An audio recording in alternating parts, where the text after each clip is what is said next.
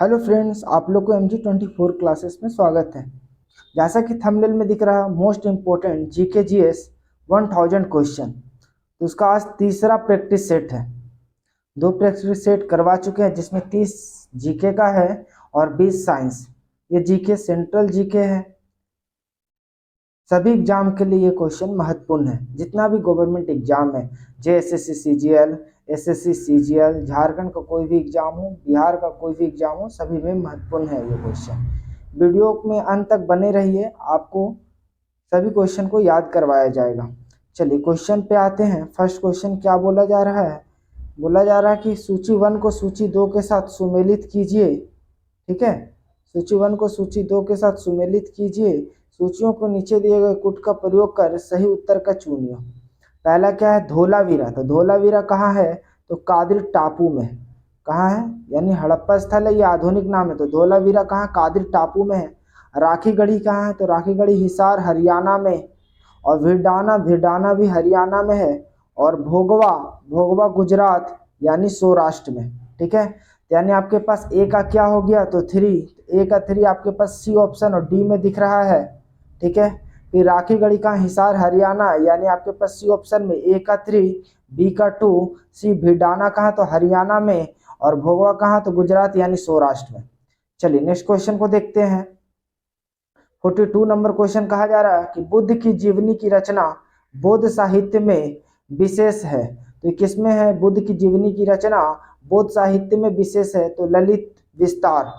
किसमें? ललित विस्तार में। चलिए नेक्स्ट क्वेश्चन 43 नंबर है। निम्नलिखित युग्मों पर विचार कीजिए।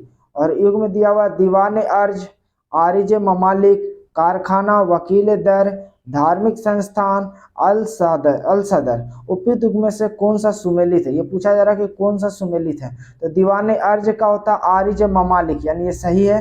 कारखाना, कारखाना क्या था? वकील दर, ये भी सही है। धार्मिक संस्थान, इसका क्या होता है? आला सदर। यानी आपके पास तीनों ऑप्शन क्या है? सही है। 1 2 3, यानी कौन सा हो जाएगा? D number. ठीक है, चलिए नेक्स्ट क्वेश्चन पे देखते हैं। 44 नंबर क्वेश्चन बोला जा रहा कि गडकरी विद्रोह का कारण था। तो देखिए गडकरी विद्रोह का कारण क्या था?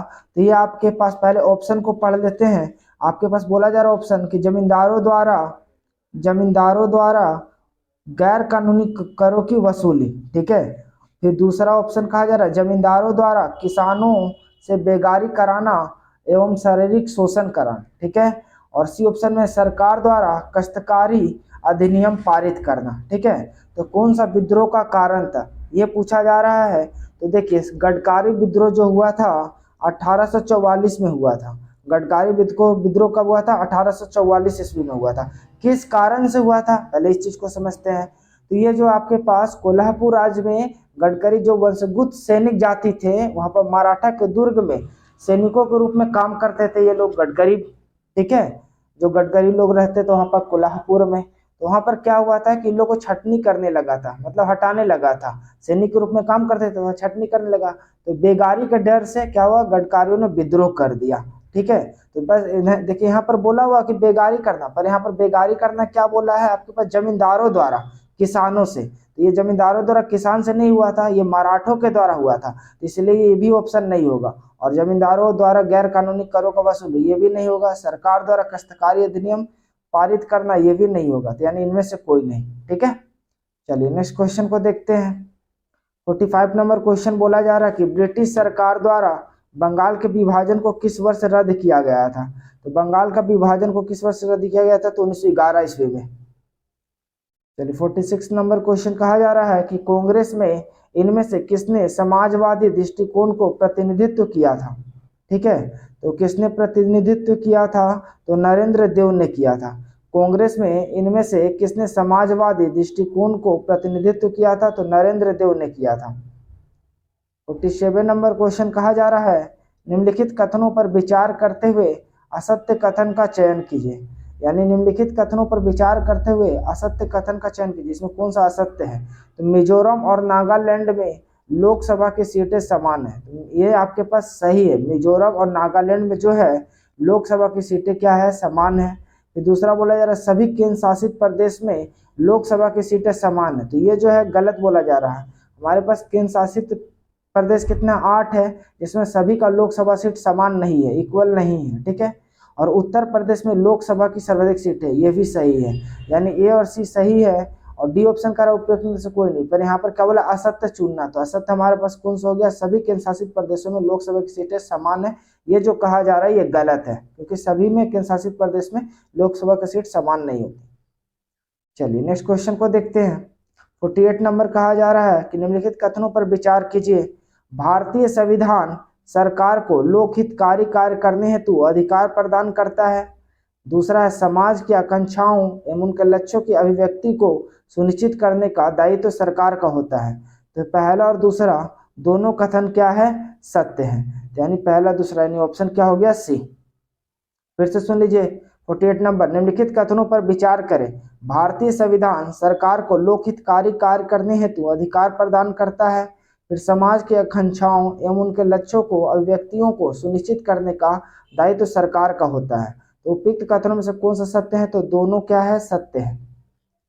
चलिए नेक्स्ट क्वेश्चन को देखते हैं। 49 नंबर क्वेश्चन कहा जा रहा है कि शासन के कार्यकारी अंगों में निम्नलिखित में से कौन कौन सा शामिल है, ठीक है। शासन के कार्यकारी अंग में निम्नलिखित में से कौन कौन सा शामिल है, तो प्रधानमंत्री शामिल है, मंत्रिपरिषद शामिल है और प्रशासनिक अधिकारी शामिल है। ये तीनों ऑप्शन क्या है, सही है। यही क्वेश्चन सेट 1 में भी दिया हुआ था, ठीक है। चलिए नेक्स्ट क्वेश्चन को देखते हैं। 50 नंबर, भारत में सबसे पहले कम्युनिस्ट पार्टी की सरकार किस राज्य में बनी थी, तो कम्युनिस्ट पार्टी की सरकार सबसे पहले केरल राज्य में बनी थी। भारत में सबसे पहले कम्युनिस्ट पार्टी की सरकार किस राज्य में बनी थी, तो केरल राज्य में बनी थी। 51 क्वेश्चन बोला जा रहा है कि संविधान में न्यायपालिका की न्यायिक पुनर्विलोकन की शक्ति कहाँ से ली गई है, तो ये अमेरिका से ली गई है, ठीक है। संविधान में न्यायपालिका की न्याय की पुनर्विलोकन की शक्ति कहाँ से ली गई है, तो अमेरिका से ली गई है। 52 नंबर क्वेश्चन है, भारत और म्यांमार के बीच सीमा निर्धारण करने वाली 3 पर्वत श्रेणियां क्या क्या है। अब पहला है खासी पटकाई और अरकाना योमा, तो नहीं अरकाना योमा है पर खासी पटकाई नहीं है। अकाई पर्वत श्रृंखला ये भी नहीं है, ठीक है। ग्रेट डिवाइडिंग रेंज ये भी नहीं है, ठीक है। तो ये उपयुक्त में से कोई नहीं होगा, ठीक है। बोला जा रहा है क्या कि भारत और म्यांमार के बीच सीमा निर्धारण करने वाली 3 पर्वत श्रेणियां कौन कौन सी है, तो देखिए अरकाना योमा है जो राखीन कहा जाता है, दूसरा क्या है, नागा है, ठीक है। और तीसरा क्या है, चीन और लुसाई, चीन और लुसाई है, ठीक है, लुसाई यानी जो मीजो पहाड़ी कहते हैं। तो नेक्स्ट क्वेश्चन को देखते हैं। 53 नंबर, निम्नलिखित नदियों पर विचार कीजिए। वंशाधारा, इंद्रावती, पर्णहित, पेनार उपयुक्त में से कौन सी गोदावरी की सहायक नदियां हैं, तो गोदावरी की सहायक नदी इंद्रावती और पर्णहित है, ठीक है। यानी ऑप्शन क्या हो गया 53 का, डी हो जाएगा। फिर से सुन लीजिए 53, निम्नलिखित नदियों पर विचार कीजिए, तो क्या है, इंद्रावती और पर्णहित ये उपयुक्त गोदावरी नदी की सहायक नदियां हैं। चलिए 54 नंबर क्वेश्चन देखते हैं। निम्नांकित में से कौन सा समुद्र तट पूर्णतः उन्मजीत है, ठीक है। तो ये कौन सा आपके पास, मालाबार। निम्नांकित में से कौन सा समुद्र तट पूर्णतः उन्मजीत है, तो मालाबार। 55 नंबर क्वेश्चन कहा जा रहा है, निम्नलिखित बांधों में से एक सिंचाई के लिए नहीं है, तो इसमें से कौन सा जो है एक सिंचाई के लिए नहीं है। अब ऑप्शन देखिए क्या है, भवानी सागर है, शिव समुद्रन है, कृष्ण राजा सागर है, ठीक है, और भाखड़ा नंगल है। तो इसमें से कौन सा बांध सिंचाई के लिए नहीं है, तो शिव समुद्रन जो है वो नहीं है। शिव समुद्रन सिंचाई के लिए नहीं है, यह जल विद्युत उत्पादन के लिए है। और ये किस पे है, तो कावेरी नदी पर स्थित है। शिव समुद्रन किस पे है, तो कावेरी नदी पर स्थित है और जल विद्युत के लिए है, सिंचाई के लिए नहीं। चलिए नेक्स्ट क्वेश्चन को देखते हैं। निम्नलिखित में से किस देश की राजधानी विक्टोरिया है, तो विक्टोरिया किसकी है, तो हांगकांग की राजधानी विक्टोरिया है। 57 नंबर क्वेश्चन कहा जा रहा है, an in inquiry into the nature and causes of the wealth of nations निम्नलिखित में से किस अर्थशास्त्री द्वारा लिखी गई पुस्तक है, तो ये एडम स्मिथ के द्वारा है। देखिए फिर से पढ़ देते हैं 57, an inquiry into the nature and causes of the wealth of nations निम्नलिखित में से किस अर्थशास्त्री द्वारा लिखी गई पुस्तक है, तो एडम स्मिथ के द्वारा। 58 क्वेश्चन कहा जा रहा है कि आर्थिक विकास सामान्यतः युग्मित होता है। तो आर्थिक विकास सामान्यतः युग्मित होता है स्फीति के साथ। ठीक है, आर्थिक विकास सामान्यतः युग्मित होता है तो स्फीति के साथ। 59 नंबर क्वेश्चन कहा जा रहा है कि डनहिल कप का संबंध किस खेल से है। तो डनहिल कप का संबंध गोल्फ खेल से है। ठीक है, डनहिल कप का संबंध किस खेल से है तो गोल्फ खेल से है। 60 नंबर क्वेश्चन कहा जा रहा है सूची 1 को सूची 2 के साथ सही सुमेलित कीजिए। और इस सूची 1 में दिवस है, सूची 2 में तिथि है। विश्व जल संरक्षण दिवस तो 22 मार्च को मनाया जाता है। विश्व जल संरक्षण दिवस कब मनाया जाता है तो 22 मार्च को मनाया जाता है। पृथ्वी दिवस 22 अप्रैल को मनाया जाता है। विश्व परिवार दिवस 15 मई को मनाया जाता है। और अंतर्राष्ट्रीय योग दिवस कब मनाया जाता है 21 जून को मनाया जाता है। फिर से इस क्वेश्चन को देखते हैं। 60 नंबर सूची 1 सूची 2 सुमेलित करना है। क्या है, दिवस है और ये तिथि है। विश्व जल संरक्षण दिवस कब मनाया जाता है तो 22 मार्च को। पृथ्वी दिवस 22 अप्रैल को। और विश्व परिवार दिवस तो 15 मई को। अंतर्राष्ट्रीय योग दिवस तो 21 जून को। चलिए नेक्स्ट क्वेश्चन को देखते हैं। 61 नंबर क्वेश्चन क्या कहा जा रहा है, बोला जा रहा है कि निम्नलिखित में से कौन से कथन सही नहीं है। तो ये कौन सा सही नहीं है आपके पास, तो पहला बोला जा रहा है आपके पास कि यूनिसेफ का मुख्यालय न्यूयॉर्क में स्थित है, तो ये सही है। दूसरा बोला जा रहा है कि यूरोपीय ऊर्जा, ठीक है, ये बोला जा रहा है कि यूरोपीय ऊर्जा का आयोग मुख्यालय जेनेवा में स्थित है और यूरोपीय अंतरिक्ष एजेंसी का मुख्यालय रोम में स्थित है। ये तो गलत है, रोम में नहीं फ्रांस में स्थित है। कहाँ, पेरिस फ्रांस में। ठीक है, फिर से सुन लीजिए इस क्वेश्चन को। क्या बोला जा रहा है, निम्नलिखित में से कौन सा कथन सही नहीं है। तो यूनिसेफ का मुख्यालय कहाँ, तो न्यूयॉर्क में। यूरोपीय ऊर्जा आयोग का मुख्यालय कहाँ, तो जेनेवा में। और यूरोपीय अंतरिक्ष एजेंसी का मुख्यालय कहाँ है, रोम में नहीं, ये पेरिस फ्रांस में स्थित है। चलिए नेक्स्ट क्वेश्चन को देखते हैं। चलिए देखिए 62 नंबर क्वेश्चन क्या बोला जा रहा है कि विश्व का सबसे गहरी झील, तो विश्व का सबसे गहरी झील कौन सा है, तो बेकाल झील है। ठीक है, विश्व का सबसे गहरी झील कौन सा है, तो बेकाल झील। चलिए नेक्स्ट क्वेश्चन को देखते हैं। 63 नंबर क्वेश्चन कि जीवाणु प्रौद्योगिकी संस्था किस शहर में स्थित है। तो जीवाणु प्रौद्योगिकी संस्था किस शहर में स्थित है, तो चंडीगढ़। जीवाणु प्रौद्योगिकी संस्था किस शहर में स्थित है, तो चंडीगढ़ में स्थित है। नेक्स्ट क्वेश्चन को देखते हैं। 64 का है निम्नलिखित में से किस राज्य चुनाव आयोग ने भारत का पहला स्मार्टफोन आधारित ई वोटिंग समाधान विकसित किया था, तो तेलंगाना में किया था। निम्नलिखित में से किस राज्य चुनाव आयोग ने भारत का पहला स्मार्टफोन आधारित ई वोटिंग समाधान विकसित किया, तो तेलंगाना में किया था। नेक्स्ट क्वेश्चन है 65 नंबर, अक्टूबर 2021 में जारी ग्लोबल हंगर इंडेक्स 2021 में भारत का कौन सा स्थान प्राप्त है। तो देखिए 2021 के अनुसार ग्लोबल हंगर इंडेक्स में भारत का स्थान 101 था। ठीक है, ग्लोबल हंगर इंडेक्स क्या था भारत का, तो 101 था। और 2023 के अनुसार ध्यान से सुनिएगा, ग्लोबल हंगर इंडेक्स में भारत का स्थान, ठीक है, 107 है। कितना है, 107 है। अक्टूबर 2021 के अनुसार कितना था, तो 101 तक ग्लोबल हंगर इंडेक्स में भारत का। और 2023 में ग्लोबल हंगर इंडेक्स में भारत का स्थान 107 था।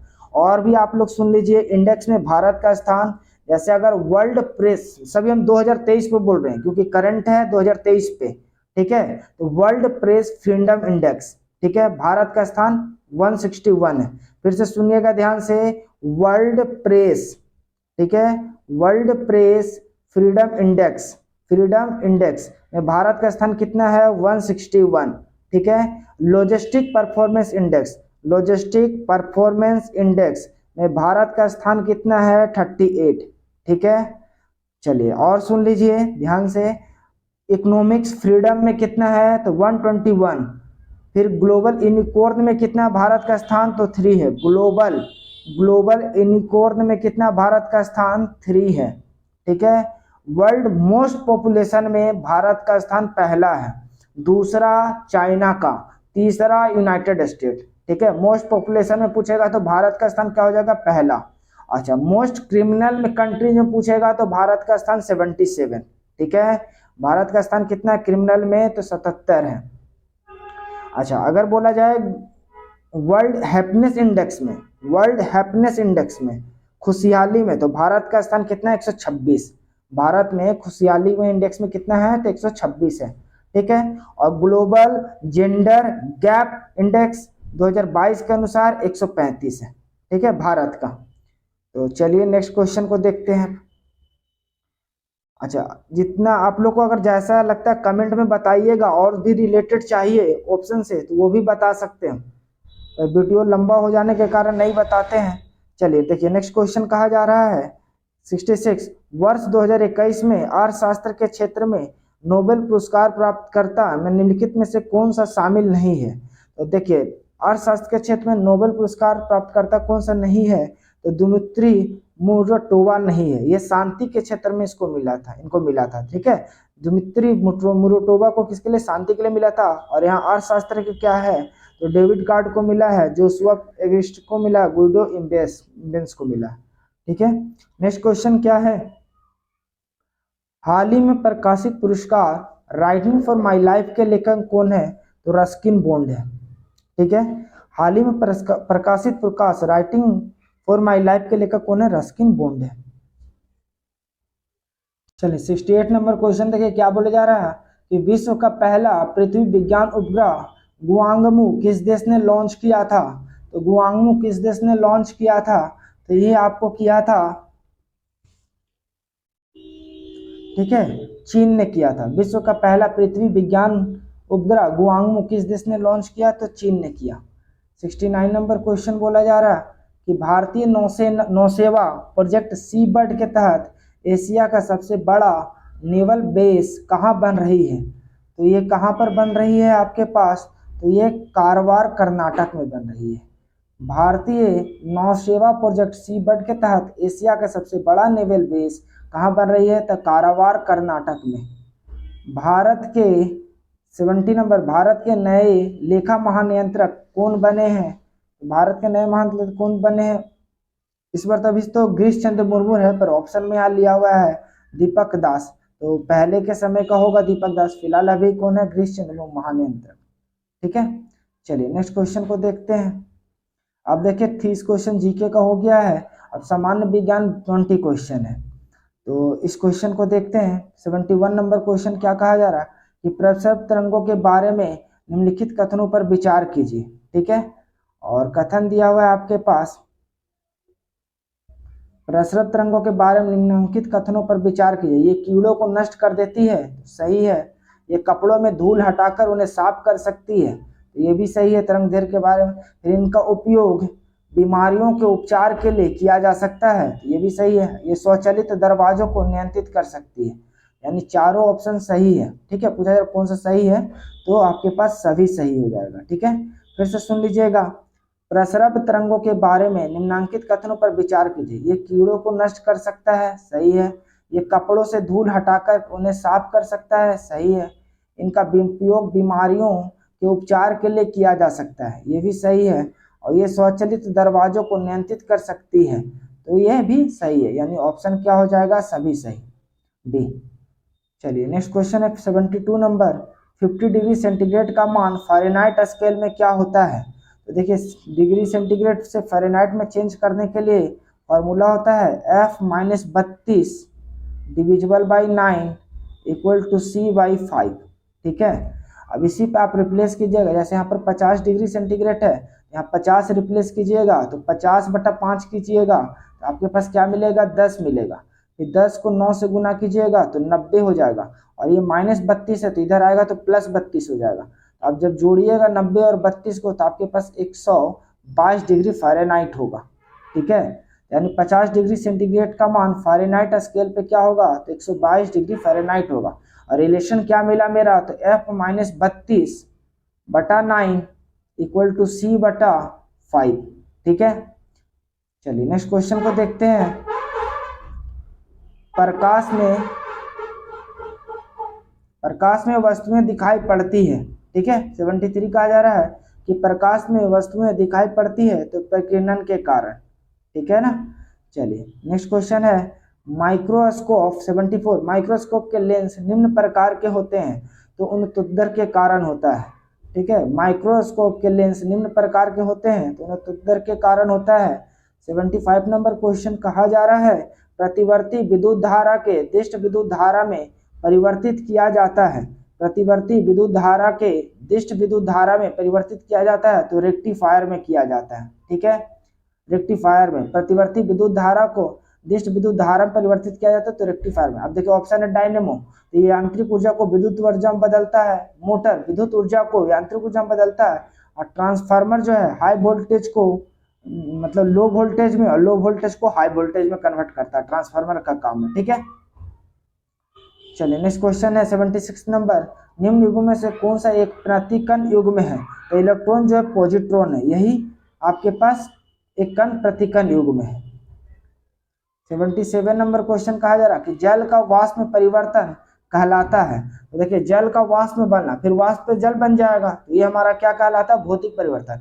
भौतिक परिवर्तन क्या कहलाता है कि अपने अवस्था से पूर्ण अवस्था में दूसरे रूप में बदलना और फिर दूसरी अवस्था से बदल करके पूर्ण अवस्थी अपने अवस्था में आ जाना, उसको क्या कहते हैं? भौतिक परिवर्तन। ठीक है, और रासायनिक परिवर्तन क्या होता है कि अपने अवस्था से दूसरे रूप में बदलना फिर उस अवस्था से अपने अवस्था में नहीं आना, उसको रासायनिक परिवर्तन कहते हैं। ठीक है, चलिए नेक्स्ट क्वेश्चन है 78 नंबर, निम्नलिखित में से कौन सा रसायन कृत्रिम वर्षा में प्रयोग होता है? तो ये सिल्वर आयोडाइड जो है रसायन कृत्रिम वर्षा में प्रयोग होता है। चलिए देखिए निम्नलिखित में 79 नंबर, निम्नलिखित मिश्र धातुओं में से किसे अमलगम कहते हैं? तो किसे अमलगम कहते हैं? तो पारा और जस्ता को क्या कहते हैं? पारा और जस्ता को। नेक्स्ट क्वेश्चन है, एक हाइड्रोकार्बन जिसमें कार्बन के दो परमाणु द्विबंध द्वारा जुड़े हों क्या कहलाते हैं? देखिए एक हाइड्रोकार्बन जिसमें कार्बन के दो परमाणु द्विबंध, क्या द्विबंध यानी डबल बॉन्ड, तो डबल बॉन्ड किस में बनता है? तो एल्कीन में बनता है। अगर बोलेगा एक बंध तो यानी सिंगल बॉन्ड, तो सिंगल बॉन्ड आपके पास अल्केन में बनेगा। और बोलेगा त्रिबंध यानी ट्रिपल बॉन्ड, तो ट्रिपल बॉन्ड किस में बनता है? एल्काइन में बनता है। ठीक है, तो फिलहाल यहाँ पर क्या बोला था? द्विबंध, द्विबंध क्या होता है? एल्कीन। एल्कीन का फॉर्मूला क्या होता है? CnH2n। ठीक है, अगर एल्केन का बोलेगा तो CnH2n+2 होता है। अगर एल्काइन का बोलेगा तो CnH2n-2 होता है। ठीक है, चलिए नेक्स्ट क्वेश्चन को देखते हैं 81 नंबर, निम्न में से किसमें पित्ताशय नहीं होता है? निम्न में से किसमें पित्ताशय नहीं होता है? तो चूहा में पित्ताशय नहीं होता है। ऊंट, जिराफ, मछली सभी में पित्ताशय पाया जाता है पर चूहा में नहीं पाया जाता है। नेक्स्ट क्वेश्चन है 82 नंबर, एक कठोर परिश्रम करने वाले पुरुष को दैनिक ऊर्जा की आवश्यकता होती है। तो दैनिक ऊर्जा की आवश्यकता क्या होती है? 4000 कैलोरी। ठीक है, एक कठोर परिश्रम करने वाले पुरुष को दैनिक ऊर्जा की आवश्यकता होती है तो 4000 कैलोरी।